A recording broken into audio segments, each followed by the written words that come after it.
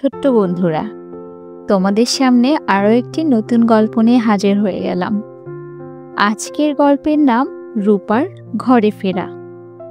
রূপা কে এবং সে কিভাবে ঘরে ফিরেছিল সেই গল্পই আমরা আজকে শুনব।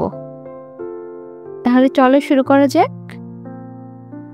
হাঁসের ছানা রূপা সেদিন পার্কে বেড়াতে গিয়ে মাকে হারিয়ে ফেলে।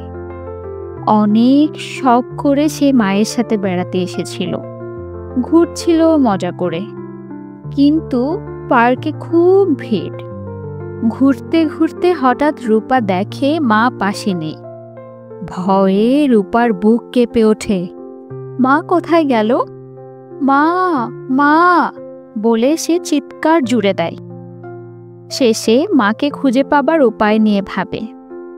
মা একদিন বলেছিল, হারিয়ে গেলে ভয় পাবে না, শান্ত হয়ে থাকবে।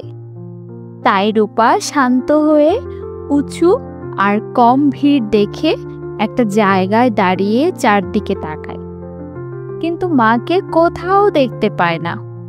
রূপা ভাবে, আমি কি পার্কের বাইরে যাব? কিন্তু তাহলে তো মাও আমাকে খুঁজে পাবে না। এমন সময় এক শেয়াল এসে রূপাকে বলে, চলো তোমাকে বাড়ি পৌঁছে দেই। কিন্তু শেয়াল অপরিচিত, তার সাথে কোথাও যাওয়া ঠিক নয়।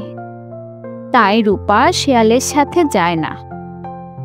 একটু পর আবার এক হাতি এসে বলে, আহা, তুমি একা ঘুরে বেড়াচ্ছ? তোমার ক্ষুধা পেয়েছে? কিছু খাবে? অপরিচিত কারো দেওয়া খাবার খাওয়াও ঠিক নয়। তাই রূপা হাতির সাথেও যায় না।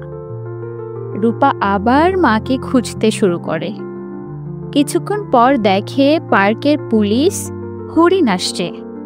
বিপদে নিরাপত্তা কর্মীদের সাহায্য নেওয়া যায়।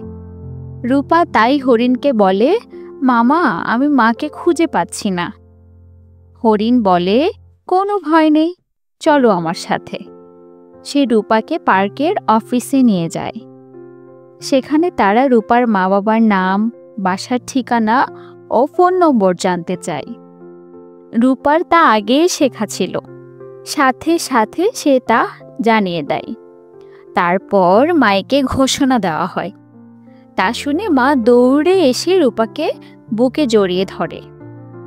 রূপা অনেক বুদ্ধিমান, তাই এখন কোথাও বেড়াতে গেলে সবসময় মায়ের হাত ধরে থাকে।